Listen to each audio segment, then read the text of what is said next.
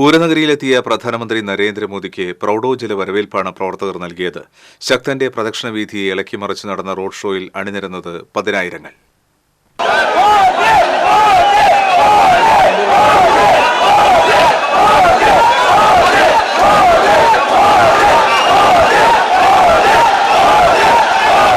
ഹെലികോപ്റ്ററിൽ Kuttanellur government C Achuthamenon college ഗ്രൗണ്ടിലെ ഹെലിപ്പാഡിൽ വന്നിറങ്ങിയ പ്രധാനമന്ത്രി റോഡ് മാർഗമാണ് തൃശൂർ കോർപ്പറേഷൻ ജനറൽ ആശുപത്രി പരിസരത്തെത്തിയത്. മികച്ച സ്വീകരണമാണ് നേതാക്കൾ അദ്ദേഹത്തിന് ഇവിടെ നൽകിയത്.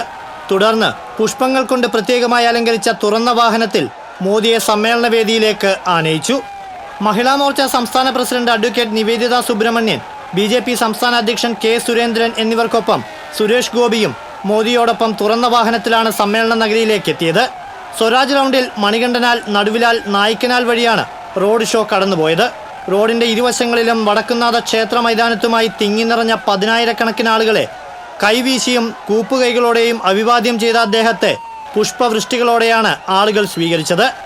പുലിക്കളി, ശിങ്കാരിമേളം, കെട്ടുകാഴ്ചകൾ, കാവടി, വർണ്ണ ബലൂണുകൾ, പ്ലക്കാർഡുകൾ, കൊടികൾ എന്നിവയെല്ലാമായിട്ടാണ് പ്രവർത്തകർ മോദിയെ വരവേറ്റത്. ജില്ലയ്ക്ക് പുറമെ സംസ്ഥാനത്തിന്റെ വിവിധ ഭാഗങ്ങളിൽ നിന്നും രാവിലെ മുതൽ തന്നെ നഗരത്തിലേക്ക് പ്രവർത്തകരുടെയും സ്ത്രീകളുടെയും കുട്ടികളുടെയും പ്രായമായവരുടെയും ഒഴുക്കായിരുന്നു.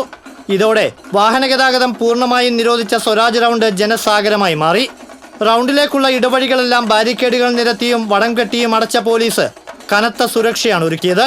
കടുത്ത നിയന്ത്രണത്തിന്റെ പിരിമുറുക്കത്തിലും ആവേശം ഒട്ടും ചോരാതെയാണ് ജനം മോദിയെ വരവേറ്റത്.